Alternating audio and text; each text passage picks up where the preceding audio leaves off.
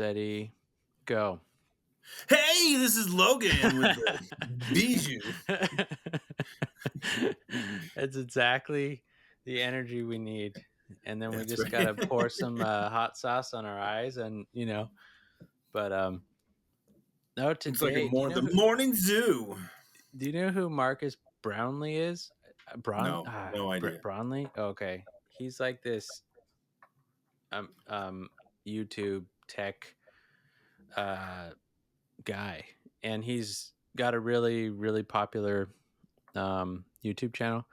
Yeah. But I was listening to his interview with Trevor Noah today, and it was really eye opening how much he knows about like YouTube algorithms and all sorts of How to break in and how to get monetize videos and stuff like that. not so much that. That's sort of he actually contacted YouTube because he's got so many followers, but he's got like the Yeah. biggest tech channel.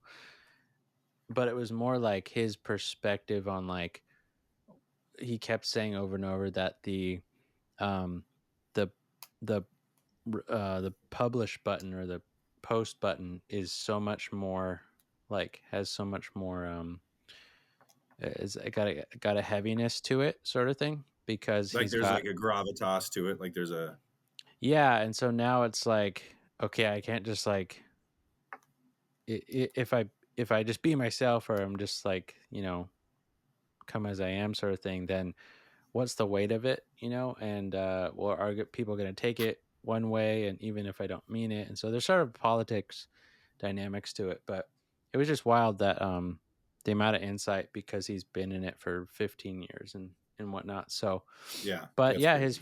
his first upload was him just literally being like, hey, this is Marcus, and here's my 90-second clip.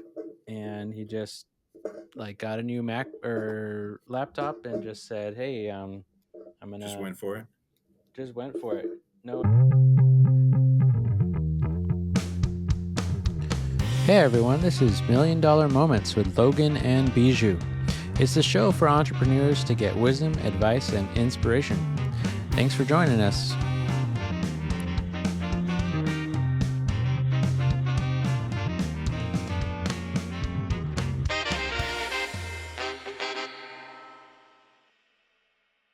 I'm Bijou, and this is Logan, and I'm a sort of lots of things, wear lots of hats, serial entrepreneur of sorts, have a coffee company, have a financial planning firm. I've done some real estate stuff, and I have some more things in the works. And my whole thing is trying to, I just love the journey of entrepreneurship, and I want to just help people on that journey. I don't think I'm not trying to be some kind of internet guru, but more so just a sounding board and someone that enjoys learning. And Yeah. so I just want to have these fun conversations and see what we explore together. Cool. And And I'm this is Logan. Logan, and my journey is a little interesting. I got an engineering degree, and uh, as soon as I graduated, I left for Australia, and I lived in Australia for 2 years, and then came and lived in California, and then moved to New Zealand, and moved to Colorado, and got married, had a couple of kids. In the midst of that, tried to start a company, or tried to start an office for a company, and I've been a part of some rebuilds and some tear downs, and I've been a project engineer, project manager, been all over the board with kind of my roles, and but ultimately, like, really just have um, I guess a heart for change. Like I'm always looking for new things, new adventures, and whether that's travel or in career wise, just always trying to push myself to be into. I think really what comes down for me is I get bored, and I'm always looking for things to stimulate me and to be able to go do new things. So not to say that I'm a quitter, but I'm definitely always like I'm always on the hunt for new things to do and kind of that entrepreneurial spirit of wanting to see what's around the next bend and come up with new ideas, whether that's in a current role or trying to do something new. Tried to buy a couple of franchises, didn't work out, but just always looking for things to do, and yeah, Yeah. just interested to see where this goes. Yeah, I think we're both sort of hungry for learning and, opportunities and things like that. So Right, for sure. I think, we both are pretty excited about this. And um, the first topic we're going to talk about is we came up with a list of topics, and Logan just decided to start with the sauce company I want to create. So Right, thought we would thought we would totally start did that. there. Um, yeah, so I think basically, yeah, I'll just jump into that. So Okay, I'll kind of say some stuff, and then you can, ask me questions yeah, or absolutely.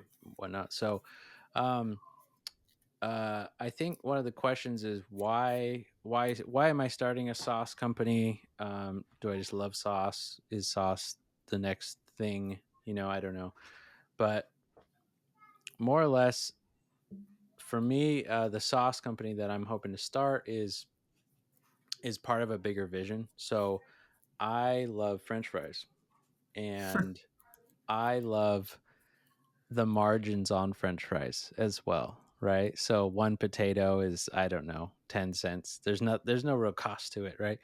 And then some oil, some salt, pepper maybe. And everyone just loves French fries, but um I did a lot of experimenting the past couple years on how do you make the best fries.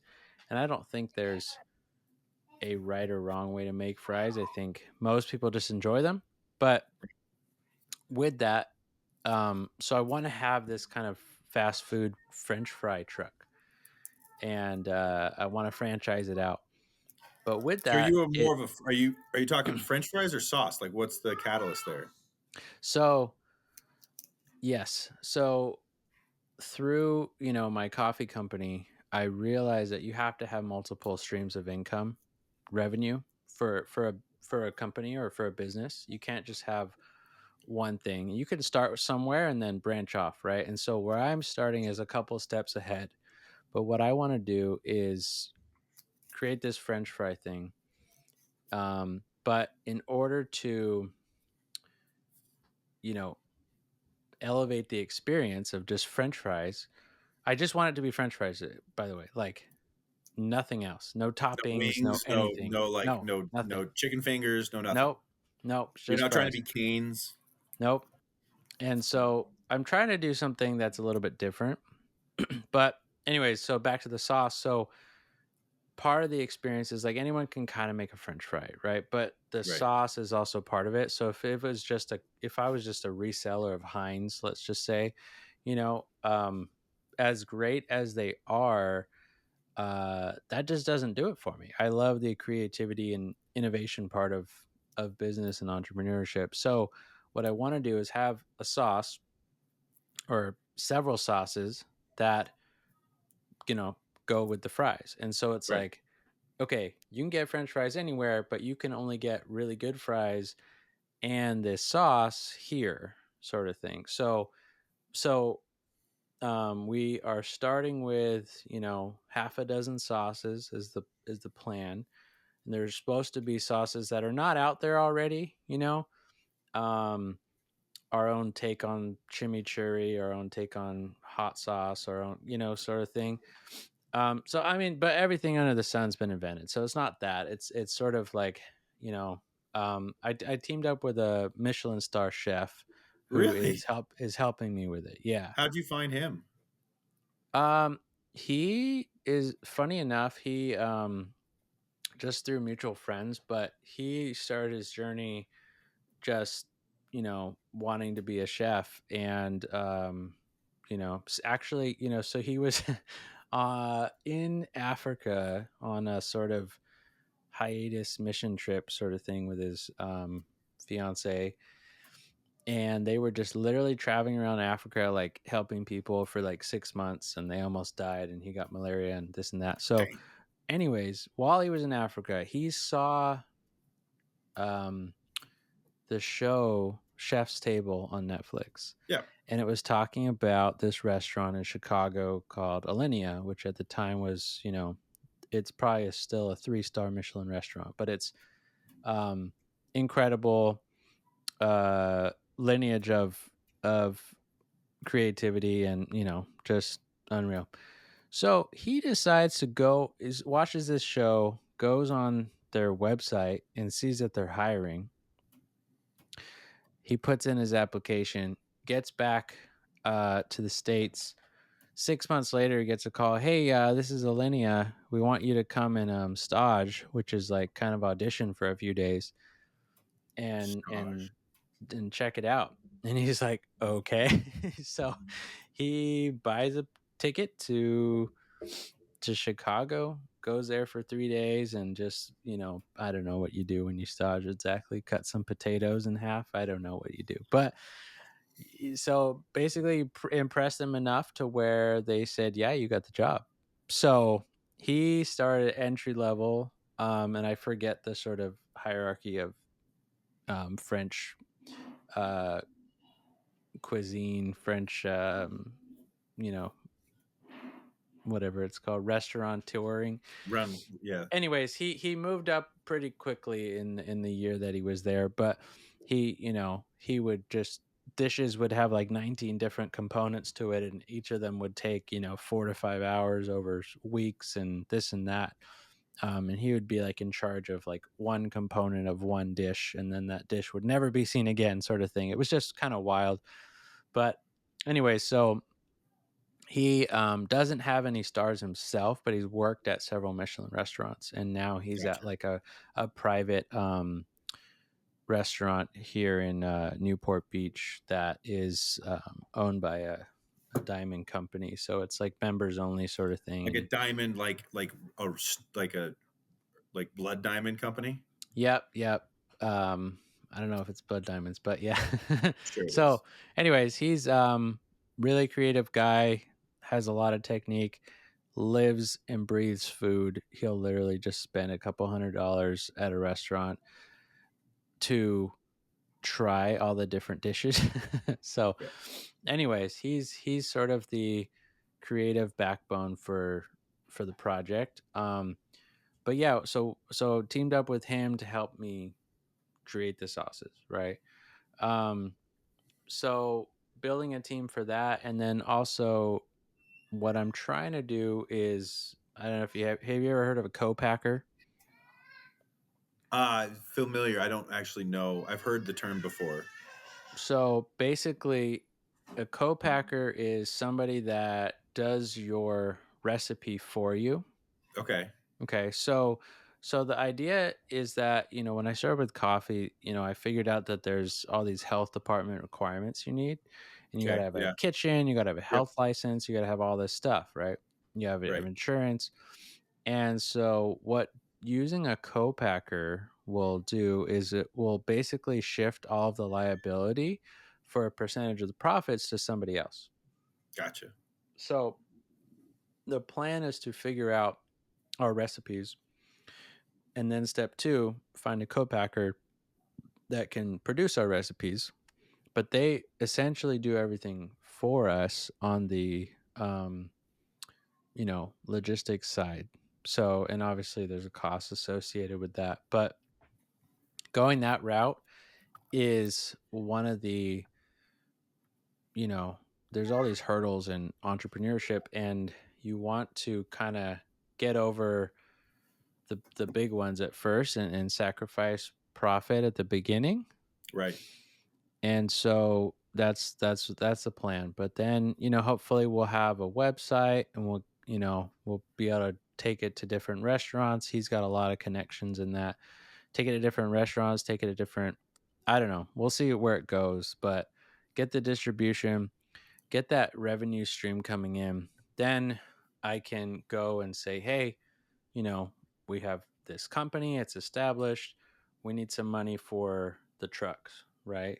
then get a truck, start frying potatoes, whatever. So that's kind of the plan. But um and then eventually the idea really is to create something that, one, everybody loves, but two, something that's franchisable. Okay.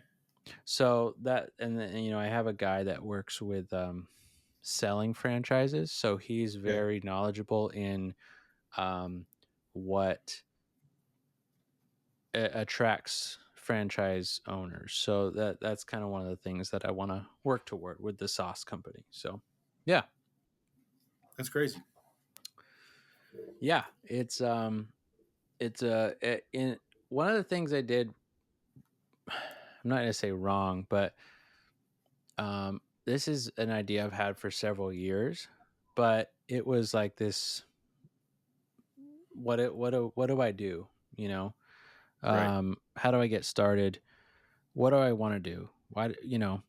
And then so what actually kickstarted it was last year. I just decided I'm gonna buy a deep fryer. I'm gonna You buy one start of making those. your own fries. Yep. And I bought one of those French fry pull down chop things, right? Yeah. Um, and then my buddy bought me a book with like 100 different French fry recipes, and I, watched There's YouTube 100 videos. different And French fry recipes out there. there's, yeah, it's, it's sort of, uh, it's the nuance, honestly. And so what I found from all that research was most people can't tell the difference between a good fry and a bad fry, but the key is just having it as fresh as possible. And so, like, literally I would chop potatoes, not um I wouldn't peel them. I would wash them, but I wouldn't peel them, and I wouldn't dry them. I wouldn't brine them. I wouldn't do anything. Throw it in some oil until it looked done and hand it to them with, put it in a bowl with some salt and pepper, swish it around, hand it to them. They're like, these are the best fries I've ever had. And I so, have very strong opinions about French fries, so that's uh, surprising to me. well, that's great because, I mean, I think the critics will make it even better, and there will be a sort of standard recipe, I think. But I tried different oils. I tried different temperatures. I tried soaking them in water. I tried different types of potatoes. I tried lots and lots of different things. And so it will kind of evolve. And so the idea is that we're going to have French fry parties. Gotcha. Okay. So I'm literally going to have parties where I just make French fries for people and I get their opinion on not the fries, maybe the fries, but um, The them sauces. the sauces, because I want to be like, I want someone to yearn for this sauce, right? I want someone to say, "Oh, that it was fine, whatever." And we tried this awesome thing. So he's my my chef. He's got this. He ferments everything, and he does all this sorts of awesome stuff with food. And he gives me this sauce. He's like, "Try this. What do you think it is?" And I'm like, "I don't know. It tastes like kind of ketchupy, kind of, and he's like, it's fermented reduced persimmons." And What is persimmons? I don't even know what that is. persimmons is like a type of fruit. Okay. I don't know where it's from, but it's like an orange fruit, and it usually tastes very chalky and bitter until it's like perfectly ripe. And so he ripened persimmons, and then I don't know what he did. It did a whole bunch of stuff. Fancy It black magic. tasted, yeah, it tasted really good. He makes like his own black garlic, which takes like 2 months Yeah. he does. You should see his Crazy kitchen. stuff. It's Yeah. hilarious. It's hilarious. Yeah. Um, yeah, all these ingredients that you're just like, what is that? And he's like, yeah. So he's a creative guy, but I realized very quickly that he's not the one to um move things along in the business. That's really my expertise. And so last year I was like, here, make some sauces. And then I didn't hear from him for a year, and it was like every couple months I check in, but it wasn't like, so now I'm like, hey, here's, I made some sauces, and I'm like, here, make some variations of what I made, and then we'll go from there. So I'm kind of prodding him a little bit, but I think in business you kind of need to different push it. skill sets Yeah, and for sure. teammates that are, overlap and You whatnot. just So handed him like mayonnaise with like lemon juice in it and say, "Hey, make this better." no, yeah. So and then what really spurred this on too was New Year's Eve. This Um, last New Year's Eve, yeah, like last week, 2 weeks 2 weeks or ago. whatever, a week ago. My buddy goes, "Hey, we're doing a New Year's Eve party. You want to come?" I said, "Sure." So he said, "Okay, but we're gonna have like 50 people, and I want you to bring your French fries. Everyone's asking for your French fries." And I'm like, "Okay." So I went to Smart and Final. I got a 50-pound bag of potatoes for $13. Wow. It was amazing, so it was basically free. I got my burner, my pot, my all the things, my chopper showed up, and I realized I forgot the oil. so so I went out and got some oil. Um anyways, and then for that I whipped up some, it's sort of a cilantro kind of chimichurri sauce. But then so back to that persimmon thing though, is we tried it in and of itself, it was good. But then we tried it with fries and it tasted like nothing. And Huh. so we realized that ketchup in and of itself is crazy strong. And so the french fry balances it out. And so you have to make a sauce that is awful unless you Yeah. have the french fries. You have to make it like a super strong sauce, like something that like you Yes. wouldn't normally Yeah. just like lick or something like that. Yeah, it's Although so my it's 3-year-old does, she like vinegary. ketchup. She looks, yeah, she'll lick it. Yeah, there you go. So, yeah, I mean, it's a little bit of a fun journey and, perfecting it. But so, anyways, at the, I basically fed 50 people French fries. I was out there for And your like two chimichurri hours. sauce. Yeah. And then I made this chimichurri kind of green sauce and I made it vinegary and really sweet. And, um, everyone was like, I'd buy this. This is amazing, you know? And I was like, give me a rating 1 to 10 or 1 to 5, whatever, And they were like, oh, 11. It's amazing. And I'm like, okay, so I have something, Right. and you know, um, and it's like a little bit of how do I not do everything myself? Because Right. that's kind of a common trap, like, oh, I gotta Owner you operator think, type thing where you do all the work and yeah. yeah, so how can I delegate? But then I think another key is how can I make it not crazy expensive, you Well, and know? also like you're gonna have to, if you're gonna have somebody do it for you, you have to like somehow incentivize them to do it to help you. Yeah. Yeah. I think that's why you have to find the right people because one of the things with starting my coffee company is I had no money.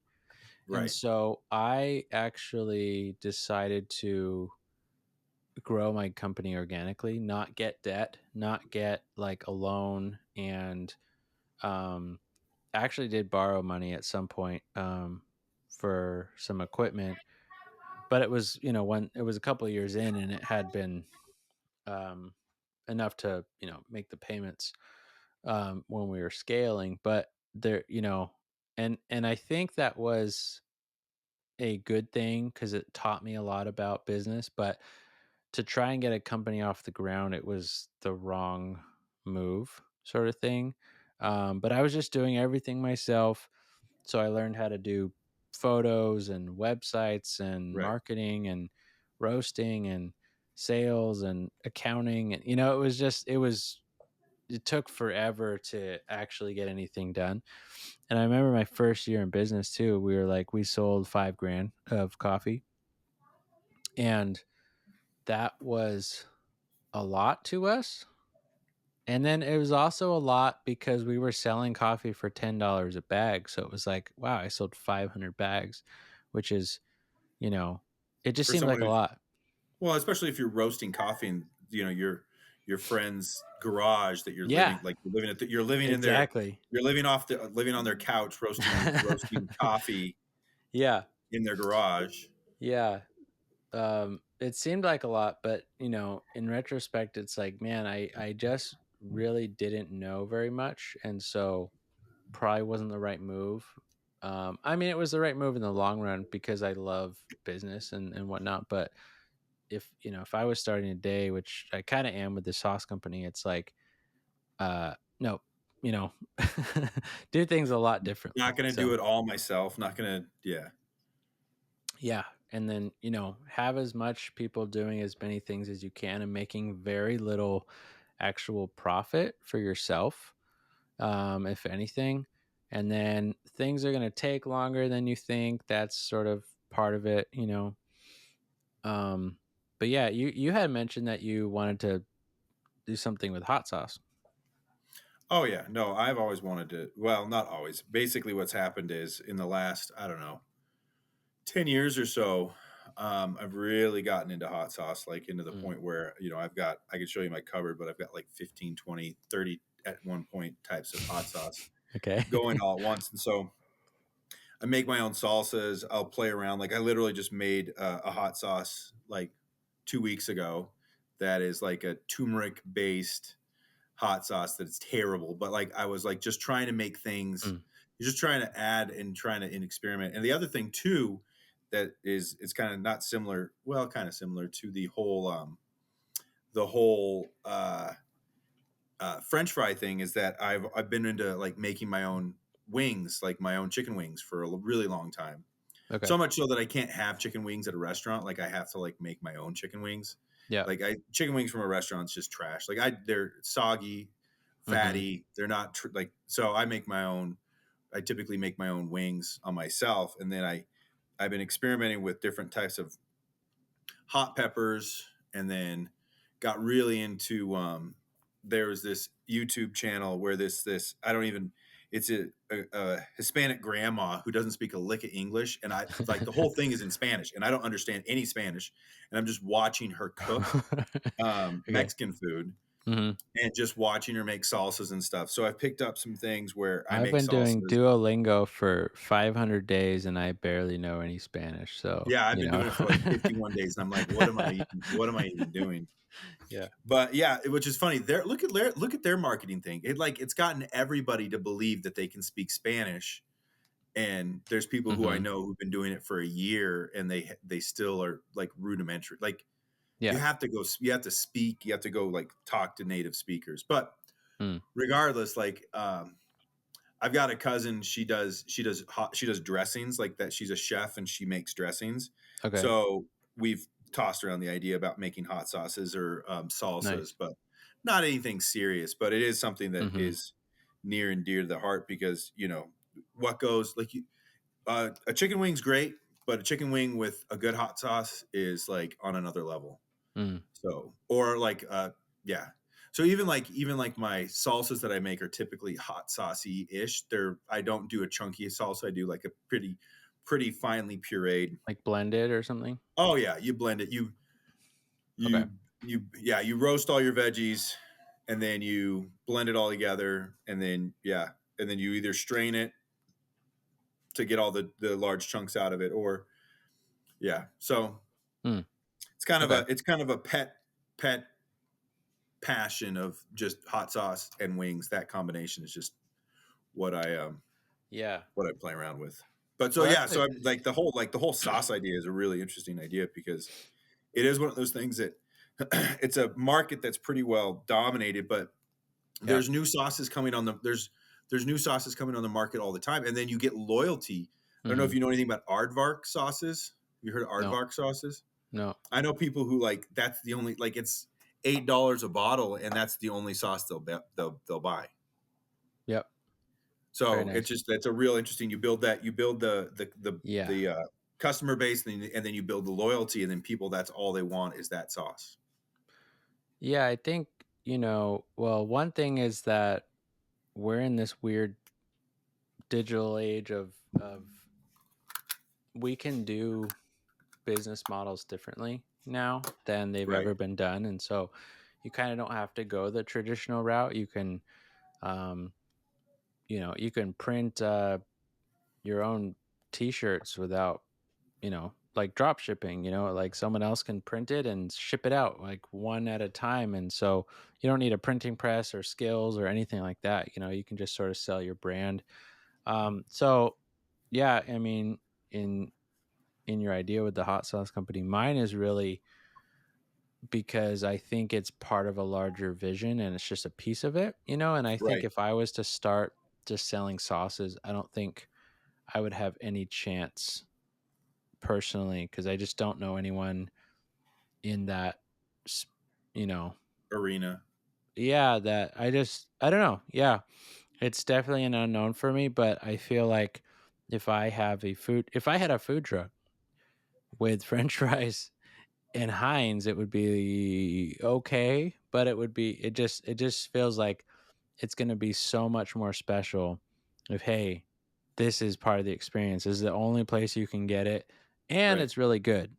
So it's kind of why I'm doing the hot sauce, and then or the you know The other sauces. sauces. I don't know. Yeah. I don't know if hot sauce will go great with fries. We'll see.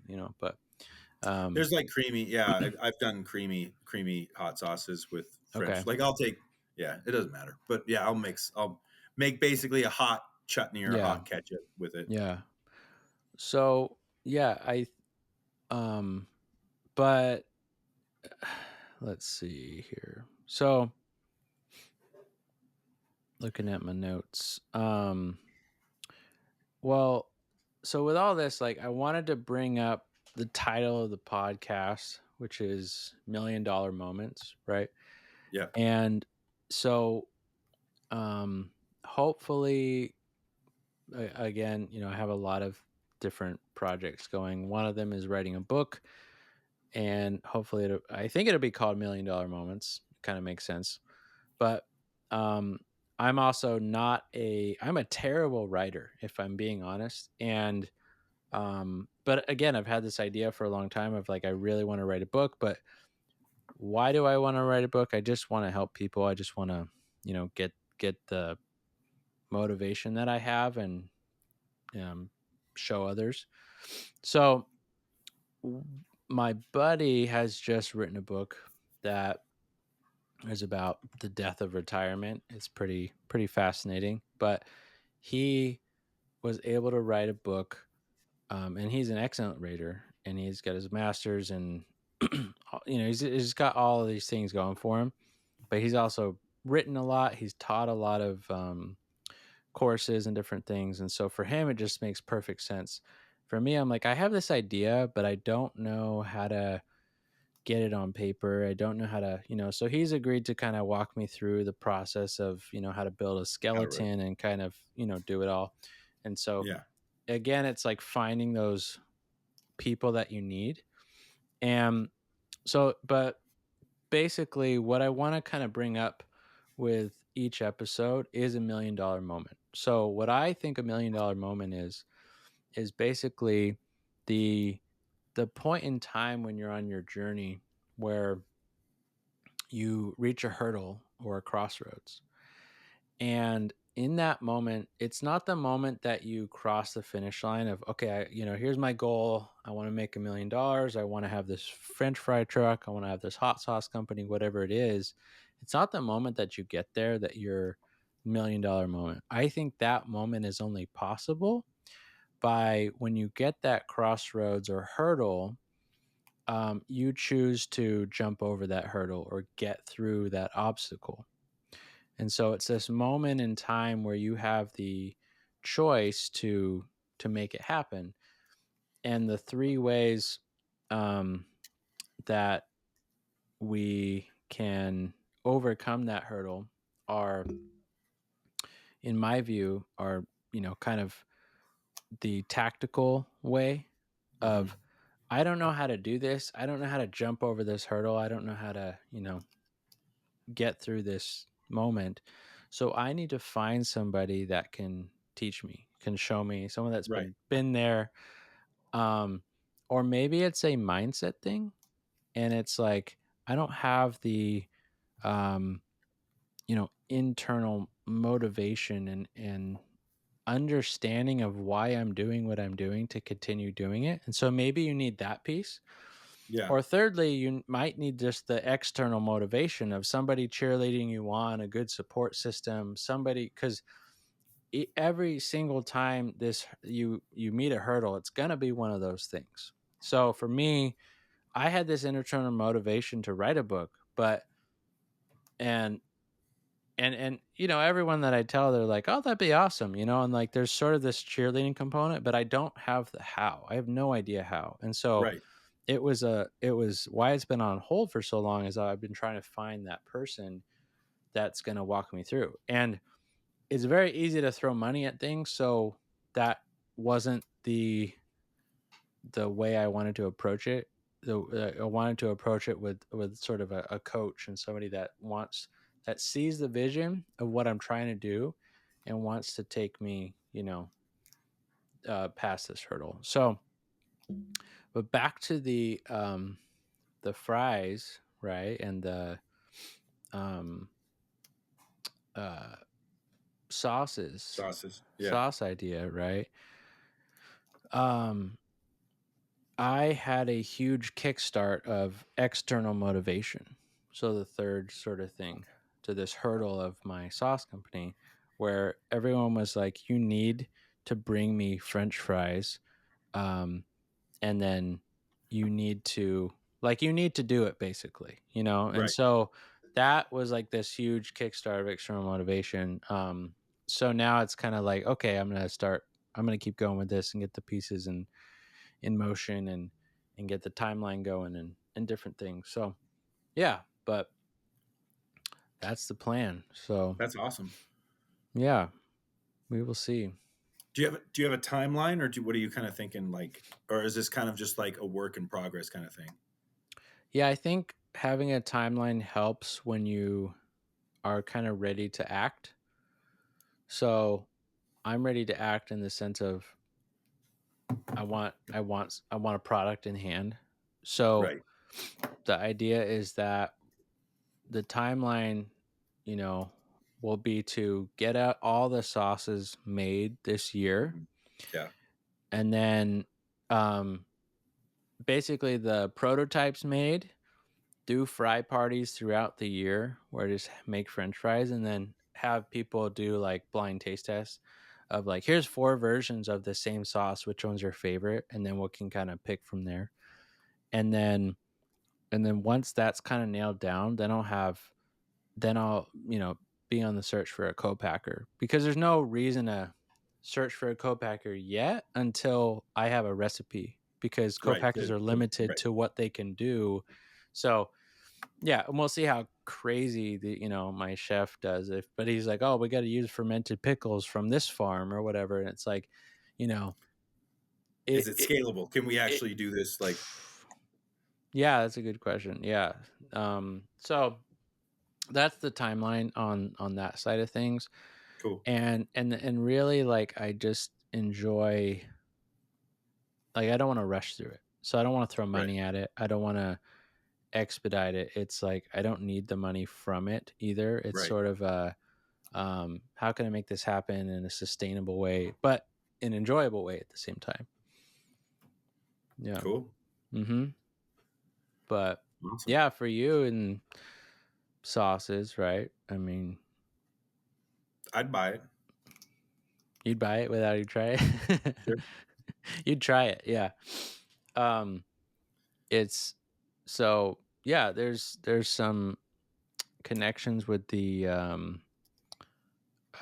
franchise thing as well, which is exciting. So we're gonna basically, I mean, if anybody can, you know get 100 grand and get a food truck, or get a loan to be able to get it, To do it.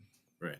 throw some french fries in a fryer, and it's like the margins are nuts, Right. so um Start at like farmers markets and then just build your way up to like sporting events, and not even sporting events, but just yeah. yeah. Well, and I actually had I it happened the other day where I was like, I don't want to go to In and Out drive through just for French fries. There's always like a half an hour line, you know. Right. I was like, I just want a snack, and I was just craving French fries. But So it's kind of happening where it's like I think this could be a really cool thing. Um, and for another time, I also have this other idea to do healthy drive-throughs. Oh, I'm not sure why they're not a thing yet. I mean, I don't see why you can't like make a peanut butter and jelly sandwich and in a drive-through, or like some crudité, some like hummus sticks. Like, why is that not, you know, like you can make finger foods, you can make like healthy things, put it in a drive-through. So I don't know, but I don't know. Yeah, that's a well, good idea. yeah, That's an interesting. Yeah, we can unpack that later because there's a whole like psychology thing behind it too, probably. But yeah. I think there's a lot of stuff I don't know, but it's sort of like you know, try things that are not already out there. right. So yeah, Well, cool. Thanks but for sharing, Bijou. yeah, no problem. Yeah, I think that. What should we wrap it up? Is that it? Yeah, I think we do a dismount here. I don't know how to do a dismount on a. I know how we end our conversations. I don't know how to end a podcast Mm. conversation. Well, we'll see you next time Yeah, that's right. on on $1 Million Moments with Logan and Bijou.